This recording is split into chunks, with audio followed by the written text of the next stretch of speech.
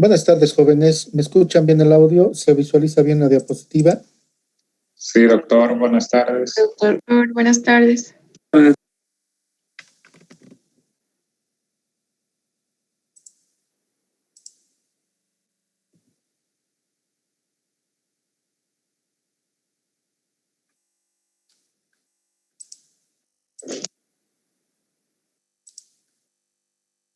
Hola, ¿me escuchan? Ok. 22. Ya. Un tema que vamos a tomar en cuenta que es muy importante porque una de las mayores fracturas que se llega a presentar, perdón, esto es en el adulto, ustedes están en otro tema. ¿Verdad?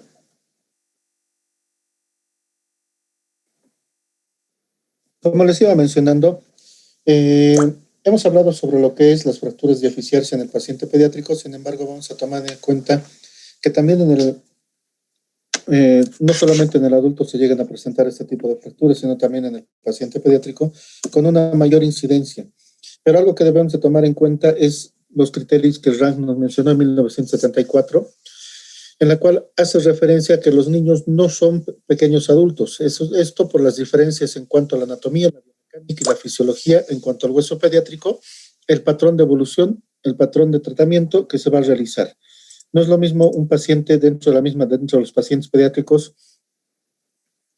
no es lo mismo un paciente que tenga 8 años a un paciente que tenga 2 años.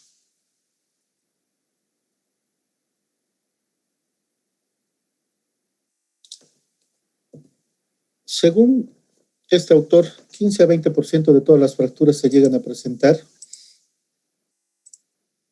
Hay un predominio en el sexo masculino en relación al sexo femenino, en relación a la actividad que realizan. Principalmente el 82% está localizado a nivel del tercio distal y la mayor parte de las fracturas son en rodete y en tallo verde. Algo que debemos de tomar en cuenta que también la época estacional es muy frecuente. ¿A esto qué nos referimos? Generalmente las fracturas se llegan a presentar más en la época de verano, en la época de primavera, donde hay más libertad para los niños. Debemos de tomar en cuenta que prácticamente los periodos de vacaciones son los que nos han generado, con excepción de estos periodos de pandemia, porque no nos olvidemos que la mayor parte de los niños y la mayor parte de los jóvenes están encerrados en sus domicilios. Obviamente esto ha disminuido la incidencia actual, pero generalmente el problema es que se llega a presentar más en los periodos vacacionales. Niños menores de 10 años rara vez está indicado el tratamiento quirúrgico por su elevado crecimiento óseo. Mientras más cerca a los núcleos de crecimiento se encuentre, más cerca se encontrará con mayor factor de crecimiento y mayor capacidad de remodelación. También debemos de tomar en cuenta que mientras más pequeño sea el paciente pediátrico, la velocidad de consolidación es mucho más rápida. Tenemos un ejemplo de un recién nacido, va a llegar a consolidar en 10 días una fractura en cualquier parte del organismo. No sucede lo mismo en un niño que tenga 12 años o en su defecto que tenga 14 años, en la cual el hueso se comporta como la de un adulto. En los pacientes pequeños se aceptan angulaciones, desplazamientos laterales, pero no se aceptan defectos rotacionales superiores a 5 grados ni angulaciones mayores a 15 grados. En niños menores de 10 años se puede aceptar un acortamiento con contacto en bayoneta entre los extremos óseos, pues el crecimiento longitudinal remodelará el antebrazo. Un solo autor es el que utiliza estos criterios. Generalmente se aceptan angulaciones, desplazamientos laterolaterales, lateromediales o en su defecto acortamiento hasta 2 centímetros, lo cual va remodelando con el paso del tiempo. Sin embargo, la idiosincrasia hace que nuestro medio no se pueda manejar de acuerdo a lo que se maneja normalmente alrededor del mundo, ¿no? Acá lo que quieren es ver que esté totalmente rectito. Y eso nos ha traído una serie de consecuencias en el sentido de que la extremidad tiende a crecer un poco más allá de lo que una extremidad que no se ha llegado a fracturar por la gran actividad celular. En cuanto al mecanismo de producción, tenemos un mecanismo indirecto, caída sobre la palma o el dorso de la mano, El impacto en el suelo y el peso y aceleración del cuerpo imprimen al antebrazo fuerzas que pueden ser de compresión, tensión, cizallamiento asociado a torsión en grados diversos. La compresión axial va a producir una fractura en rodete y si hay un componente rotacional originará una fractura en tallo verde. Tenemos un hueso normal, tenemos una fractura en rodete que es un pellizcamiento del periósteo. Esta es la más frecuente que se llega a presentar. En la mayor parte de los pacientes que presentan una fractura en rodete, el paciente pediátrico llega a la consulta una semana después de que se ha llegado a producir la fractura. Imagínense esto porque generalmente puede realizar sus actividades normales, escribir, jugar a la pelota, pero constantemente está presentando dolor hasta que llega un momento en que el paciente va a llegar a presentar dolor, impotencia funcional por el dolor. Y no es lo mismo cuando se llega a producir una fractura en tallo verde, como vemos el gráfico C, fíjense, solamente una sola cortical se ha producido la fractura y no así en el lado contralateral.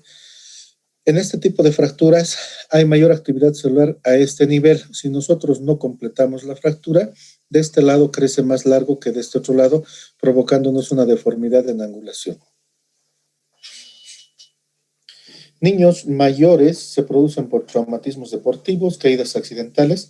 57% de los casos traumatismos deportivos, 11% de los casos accidentes de bicicleta, 32% accidentes domésticos. ¿Cómo vamos a clasificar? De acuerdo al desplazamiento, pueden ser fracturas incompletas en tallo verde. Tenemos las fracturas incompletas, como hemos mencionado en el anterior gráfico. En tallo verde, una fractura incompleta. En rodete o caña de bambú, en este caso hay un aplastamiento a nivel del periósteo, que el paciente no va a presentar un edema marcado ni equimótico, pero sí va a presentar mucho dolor en la zona y dolor a la digitopresión. En tallo verde, como hemos visto, una unicortical, una fractura se llega a romper, como el caso de esta fractura. Esa es la fractura en rodete, que volvemos a repetirla. Y tenemos una tercera fractura, la deformidad plástica. La línea punteada es lo que normalmente debería ser el hueso, pero cuando existe una incurvación plástica, este arco que llega a formarse debemos de reducirlo.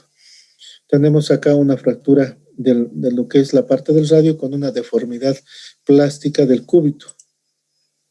Pueden aparecer este tipo de deformidades que pueden ser de vértice palmar o de vértice dorsal.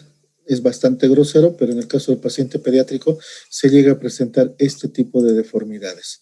Si la fractura de los dos huesos es al mismo nivel de desplazamiento, se produce en un solo plano. Si la fractura de los huesos es a diferente nivel o solo se ha roto uno de ellos, la angulación no es en un solo plano y existe un componente rotatorio, como se ve en el gráfico que ustedes están viendo. Fíjense en el primer gráfico cómo se produce esta deformidad y esta angulación volar que se está llegando a presentar. Tenemos esta otra fractura, casi terciodistal, casi llegando a metafisiario, con la angulación respectiva de ambos huesos que se han llegado a producir a nivel de la zona del tercio medio distal. La angulación de vértice dorsal resulta de la pronación del fragmento distal respecto al proximal, y la angulación de vértice palmar resulta de la supinación del fragmento distal en relación al fragmento proximal. Tenemos fracturas completas desplazadas, el periósteo dorsal está intacto, íntegro, tenso, que puede dificultar la reducción mediante tracción. Puede afectar a un solo hueso, llamándose fracturas aisladas, que pueden ser del cúbito, del radio, de ambos huesos. La dirección y extensión del desplazamiento de los fragmentos depende del nivel de la fractura y la acción de los músculos y la dirección del traumatismo. El nivel de la fractura desplazada, que puede ser tercio proximal, medio distal. En las fracturas del tercio proximal, prácticamente el fragmento proximal se lleva a la supinación por acción del bíceps y supinador corto, en tanto que el fragmento distal está en pronación por acción del pronador redondo y el pronador cuadrado. Tiene mucha importancia saber esta biomecánica para la hora de colocar un aparato de yeso. Vamos a ver más adelante en los gráficos la posición que debe de quedar una fractura de tercio proximal medio distal. En el caso de las fracturas de tercio medio, el pronador redondo neutraliza la acción de los músculos supinadores, por lo que el fragmento proximal permanece en rotación neutra y flexión por acción del bíceps. en tanto que el fragmento distal es llevado en pronación y se desvía hacia el cúbito por acción del pronador cuadrado.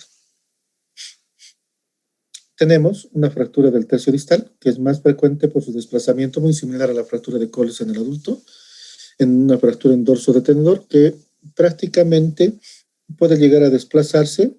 Muy pocas veces se requiere un tratamiento quirúrgico, y si se requiere un tratamiento quirúrgico, se realiza la colocación de clavijas cerradas, percutáneas, o en su defecto abrimos un pequeño, reducimos y fijamos, ¿no?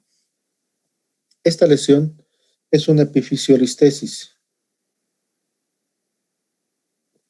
Esta es una urgencia ortopédica porque el núcleo de crecimiento se ha lesionado, y la complicación que puede llegar a presentar este tipo de lesión, la epifisiolistesis, es que puede detenerse o puede acelerarse el crecimiento a ese nivel. Clínicamente, el niño adopta una posición presentando dolor en el antebrazo que permanece pegado al cuerpo y sujeto con otra mano. Puede haber deformidad, impotencia funcional. En el caso de las fracturas en rodete, lo que habíamos estado mencionando, que el paciente presenta dolor espontáneo, la palpación, que es donde generalmente descubrimos que el paciente puede llegar a presentar una fractura en rodete. En la mayoría de los casos, no existe el acortamiento radial que normalmente se ve en las fracturas metatarsiales distales del radio, salvo que sea una fractura completa de la metatarsis distal del radio, en la cual estemos llegando a presentar prácticamente un acortamiento y una desviación radial que se nos llega a presentar. En el caso de las fracturas en tallo verde, la deformidad angular es sumamente llamativa, hay dolor, impotencia funcional, y desde el foco de fractura distal del antebrazo se angula dorsal o ventralmente, como el caso que estamos viendo, ¿no?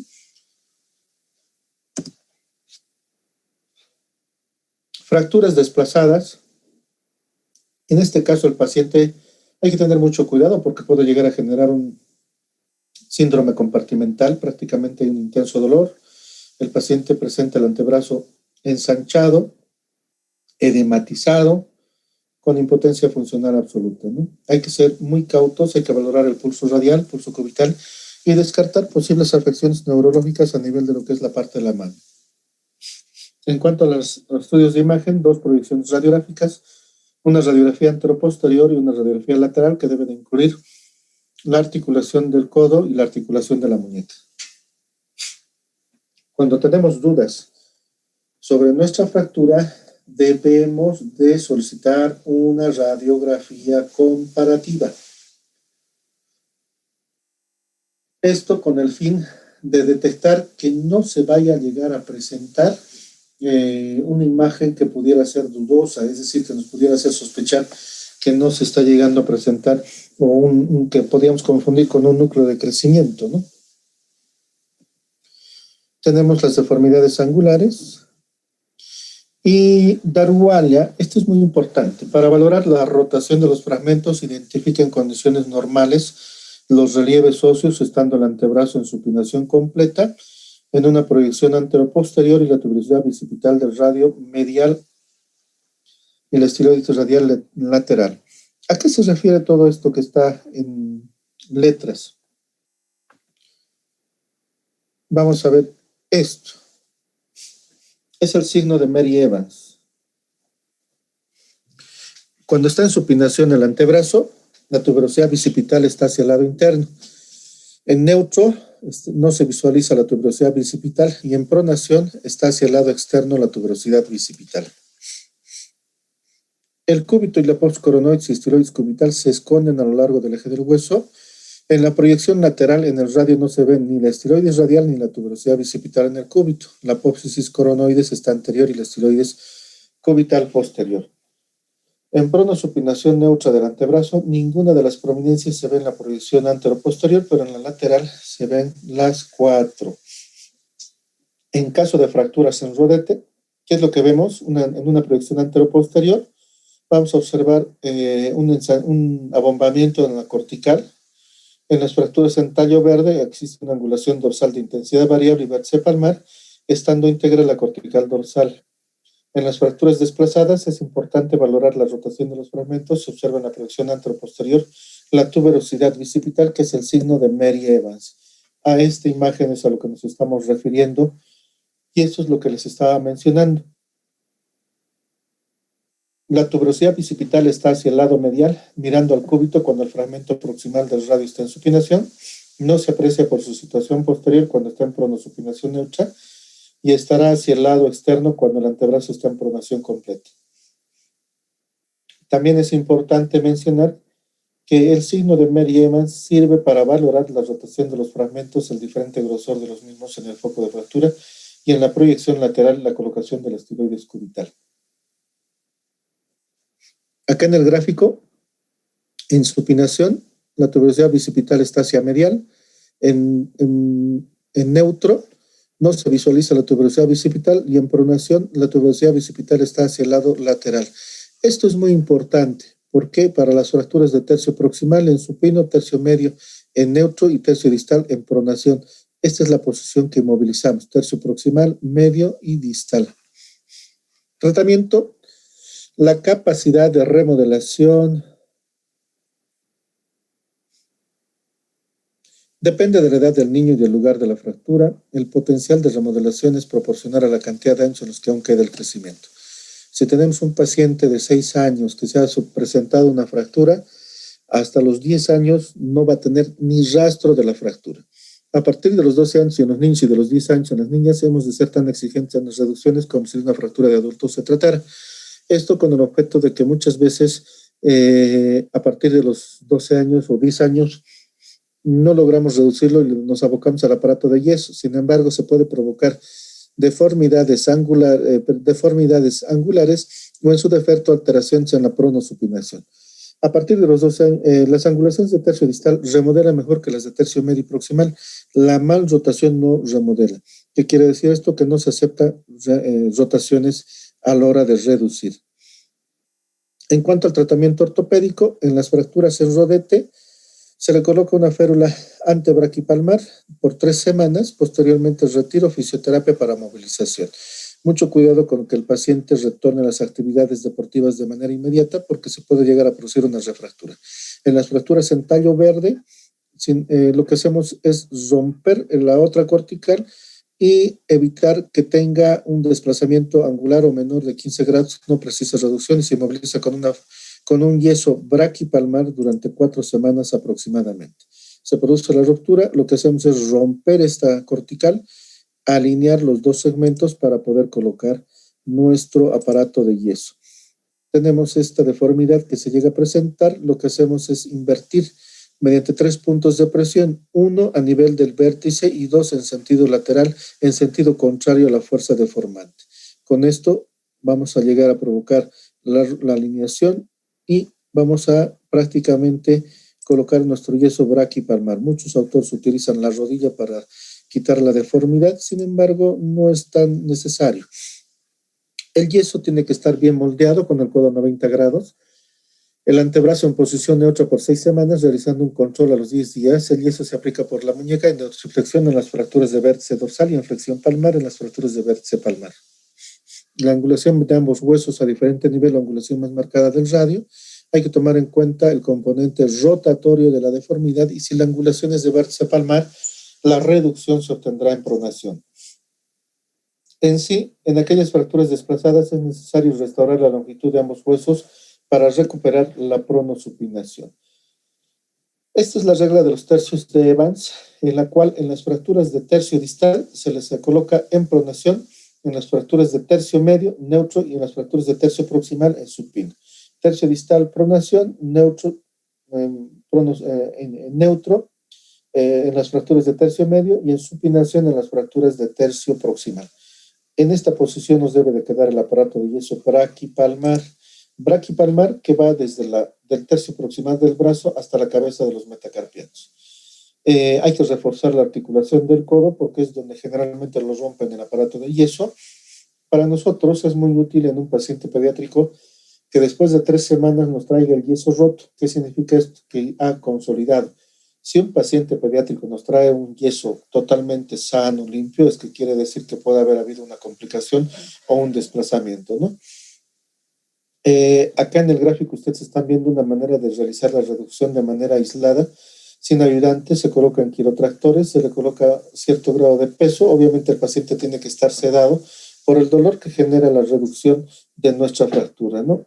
Y pues el objetivo es que no nos vaya a hacer un síndrome compartimental para que nuestro paciente esté lo suficientemente cómodo y mantenga el brazo lo más elevado posible a la altura del corazón, en su defecto a nivel del pezón, cuando está parado, caminando, con un cabestrillo y la mano a la altura del pezón. Si está dormido, sobre dos almohadas para que esté por arriba del corazón.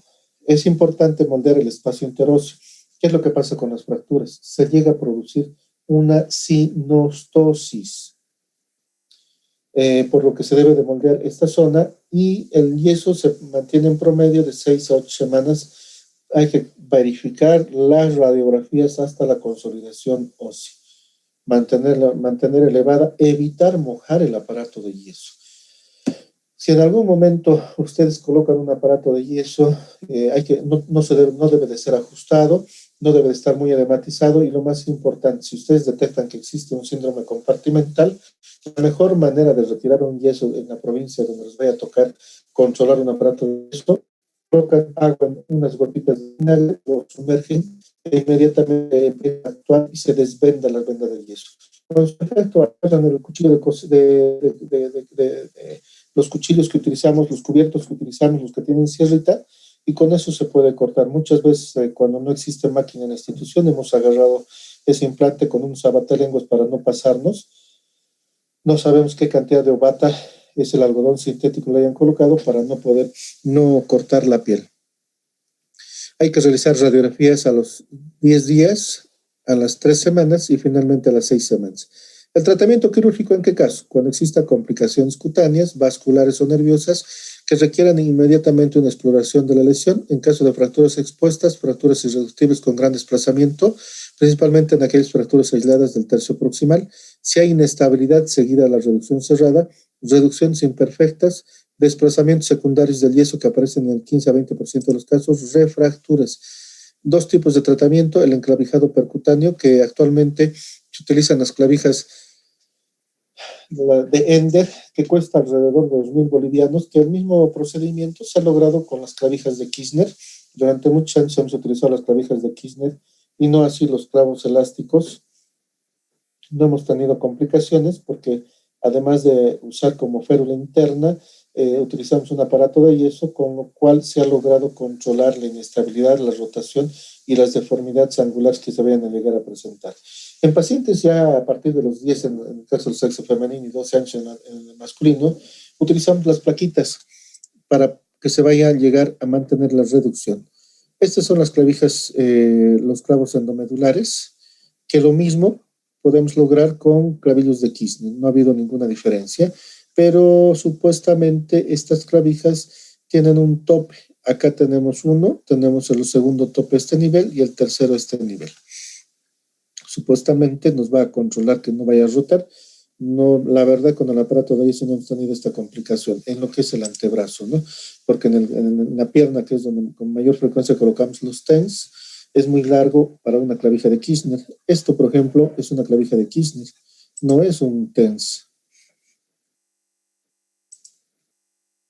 Complicaciones inmediatas, retracción isquémica de Bolman, desplazamientos secundarios, lesiones nerviosas, lesiones vasculares, complicaciones tardías, refracturas. Mucho cuidado con un paciente pediátrico. Hay que cuidarlo por lo menos unas 2 semanas después de haber retirado el aparato de yeso o el tratamiento. Se ha dado el caso de refracturas, principalmente en aquellos que son demasiado inquietos e inmediatamente vuelven a la actividad deportiva, a los juegos, una vez que se les retira el aparato de yeso. Pseudoartrosis muy rara vez se llegó a presentar en un paciente pediátrico. El retardo de consolidación, callos viciosos, sinostosis radiocubital. La sinostosis se van a pegar tanto el radio como el cúbito, infecciones solamente expuestas y limitación de la pronosupinación que se vaya a llegar a presentar. Tenemos esta fractura, se haya enrectado un solo hueso, no necesitamos tocar el otro segmento una vez que se ha alineado y en las dos proyecciones de frente y perfil. Refractura, acá no es que se presenta un paciente pediátrico, pero sí se ha llegado a presentar. En sí, el hueso del paciente pediátrico funciona de manera muy diferente a la del adulto. ¿Dudas, preguntas referente a este tema, chicos? Hola, ¿eh? Perfecto, chicos, que tengan una muy buena tarde. Se cuidan, estamos en pleno pico, estamos en pleno mayor incidencia de casos de COVID. Cuídense, chicos, hasta luego. Hasta luego, doctor. Hasta luego, doctor. Hasta luego, doctor.